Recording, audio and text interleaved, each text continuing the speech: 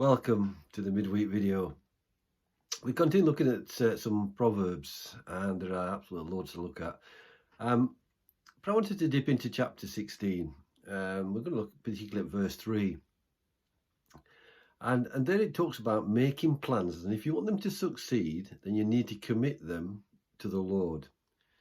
And it begins in verses 1 and 2, even before we get to verse 3, where there is this idea of committing your plans to the Lord. And interesting to know that it says that the Lord actually examines our hearts. So what we might think is good and right, and this is a wonderful thing to do, God actually looks at the motives. He examines our hearts.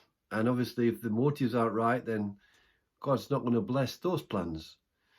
But we're called to commit our plans, and remember that the Lord does see our hearts. So it's not just a case of just planning and ploughing on ahead and praying, well, we think it'll be all right, so therefore God will bless it and everything will be fine. No, just commit your ways to the Lord right at the beginning. But when we get into verse 3, it talks about committing our actions to the Lord. And this word commit is interesting because in the Hebrew, the verb of it is to roll a stone.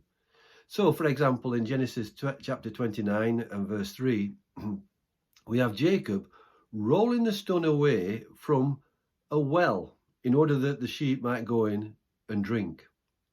And so verse 3 is actually saying to us, listen, roll all your actions to the Lord, onto the Lord.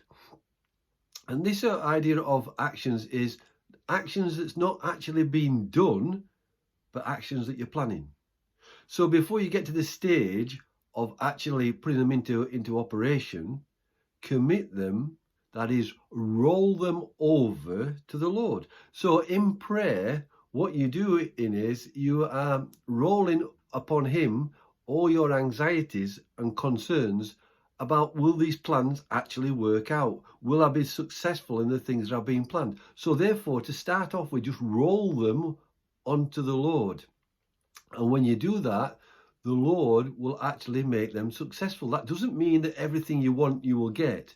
But if we actually commit them to the Lord, then he will help us through, and his will and purposes will be worked out. So it's not about what we want, but we've got ideas, and what we want to do is have God lead us and guide us in the right way, that there might be a blessing. And so we need to roll things onto the Lord. Peter reminds us, but incidentally, roll your anxieties, cast your anxieties on him, because he cares for you. And that's what else we need to bear in mind, that when we're making our plans and our actions and we're getting concerned, remember that the Lord is concerned about you. And then in verse 9, if we were to go that far, which we will do, but it says there that you can make all your plans, but the Lord will determine your steps.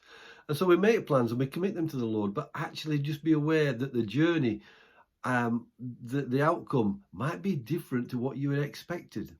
Because you can make your plans and you commit them to the Lord, but the Lord will determine what is the best way to do it. He is sovereign. He knows all things. So let's be people who have plans in our minds, actions that we want to see fulfilled. Let's be people who first bring them to the Lord. We roll them onto the Lord.